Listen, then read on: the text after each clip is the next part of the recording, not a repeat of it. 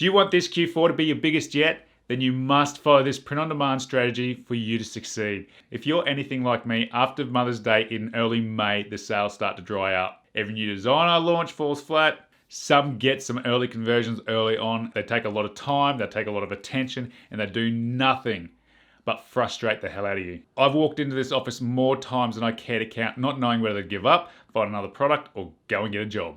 For the most part, I'm left scratching my head, not knowing why I suck so bad at print-on-demand.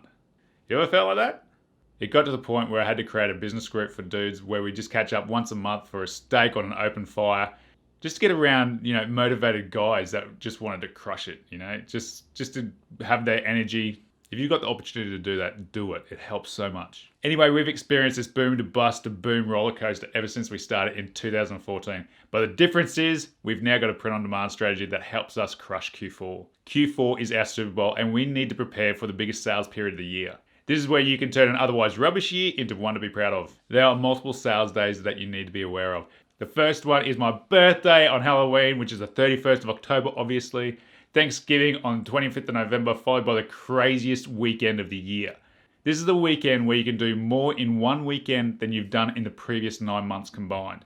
It starts with Black Friday, which typically lasts to Black Saturday, then Black Sunday, and then into Cyber Monday. The big dogs of e-com draw this out, blast emails left, right, and center where we can see sales lasting for the next week. And then whammo, we're into Green Monday on the 13th of December. This is when the height of urgency really picks up and when the pressure starts mounting on shoppers to get their Christmas orders in.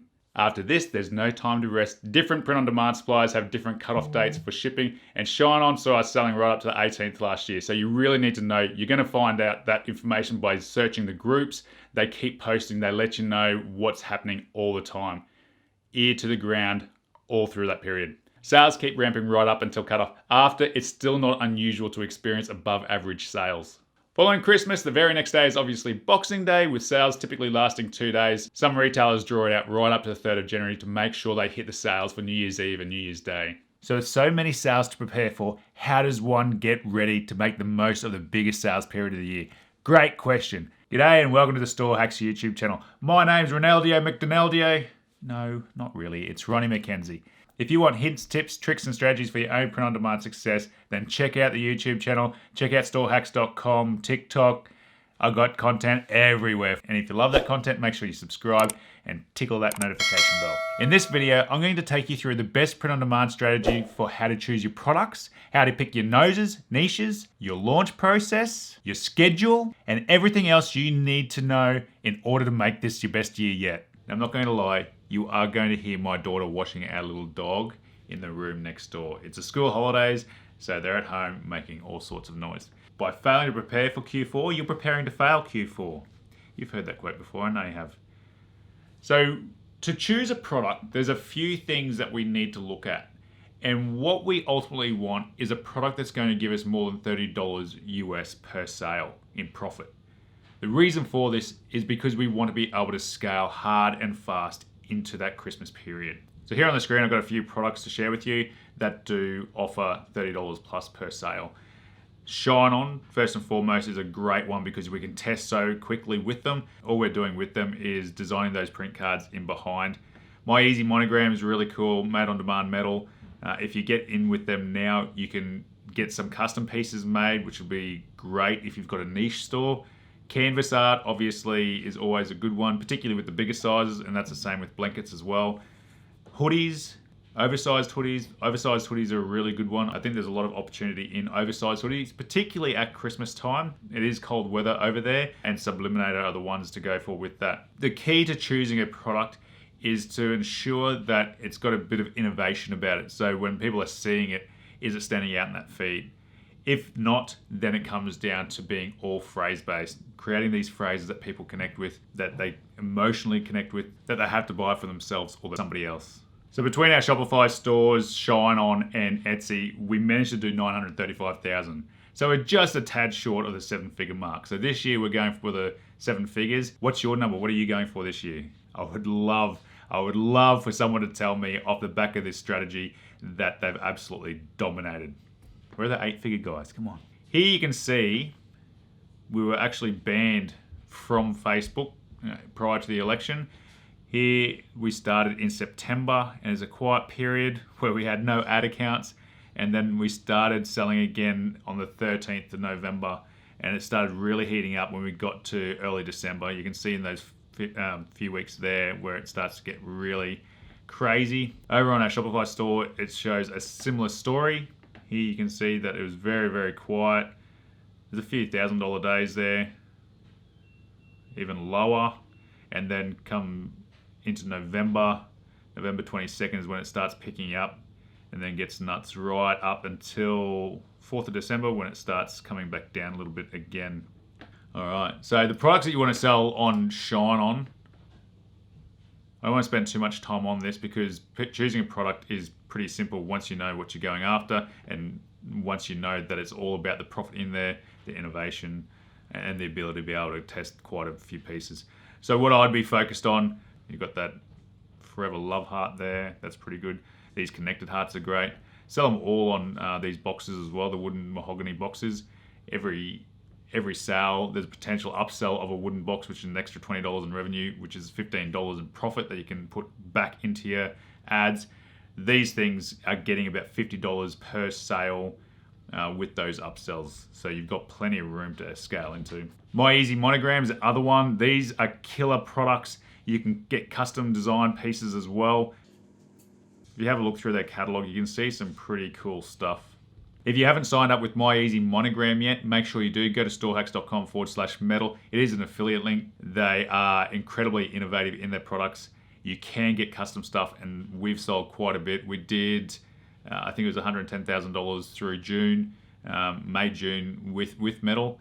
So it's a really killer product. It's still fairly early on, so you can get some cool niche stuff happening with that. Now, how to pick your niche.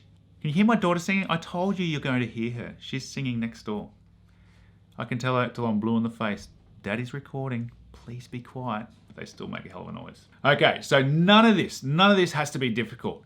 The whole idea about this print-on-demand strategy that I'm sharing with you is to simplify this as much as possible. So once we've got simplicity in mind, then the scheduling from our week to week to make the most of it becomes so much easier. So to pick your niches, I'm going to link to this ebook as well. I'll put the link in the description below.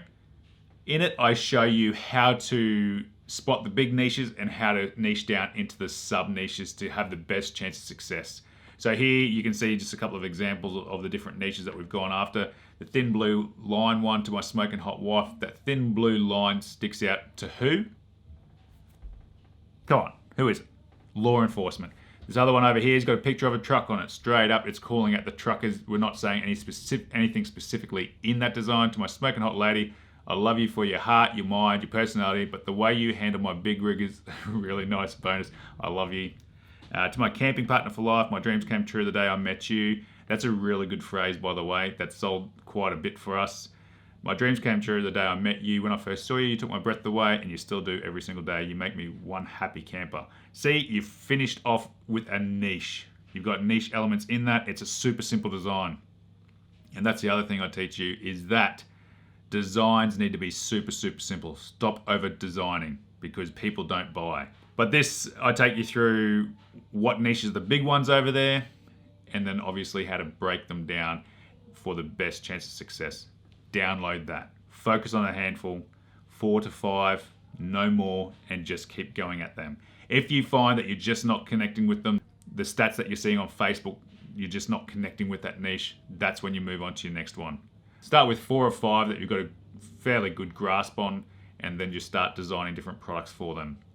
They're simple. I'm not a horse rider, but it's straight up. You know, you can start designing different pieces for that. To my smoking hot riding partner for life.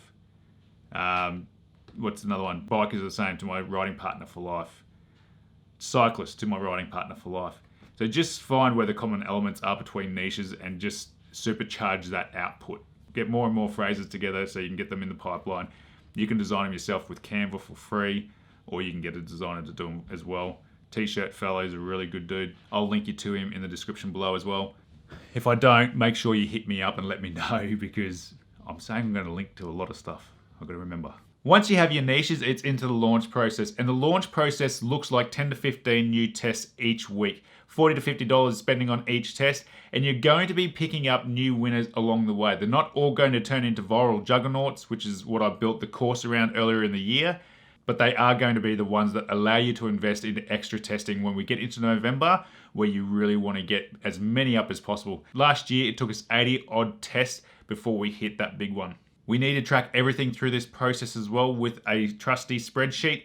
In this spreadsheet here, you can see that we've got the quote that were launched, the template, the Google Design Drive link, the pixel that we're using, the shine on URL or whatever the URL that you're launching on, whether it be your Shopify store or whatnot, and then whether or not it's been designed and whether it's got ads running to it. And once it's been launched, then we highlight it green. So as we progress through, we don't always highlight it as we go, but there were quite a few tests going on at this time. If you don't have a VA, it may pay to get one. So come Q4, you can have help in getting all these launches up, because the last thing you want to be doing is launching all these campaigns when you could be in there scaling them. You need to get a few ideas designed up so you can get this schedule working as it's shown here. So Monday, we've got our ideas where we're investing time into looking for those ideas.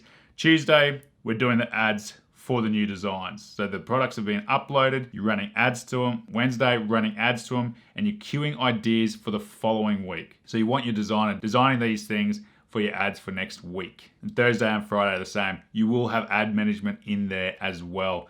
Your VA, meanwhile, on Monday, they're loading your ideas onto the platforms or into your Shopify store or into Etsy, wherever you're working. They can take care of customer service. They can do your content scheduling, emailing, all sorts of different activities to get your mind on the scaling of those designs and ideas. For the sales you're going to be running, you need to have your email, your SMS, push, and retargeting all set up prior. So through September, choose one to focus on each week. There's going to be a lot of emails, there's going to be a lot of SMSs going out. You need to make sure that you set time aside to actually put effort into building out the campaigns. These then are set to go from the 1st of October. You do not have to think about them again, other than to look in, check on them, and make sure that they're making plenty of money for you, because they will be mopping up all the back-end sales, making Q4 all the more profitable for you. So the example here, week 1, work on your emails. Week 2, work on your SMS setup. Week 3, push. Week 4, retargeting. Ultimately, what's going to make Q4 successful for you is your consistency. You don't necessarily have to work extremely hard, you just have to work smart. Put this print-on-demand strategy into place and you will be absolutely dominating.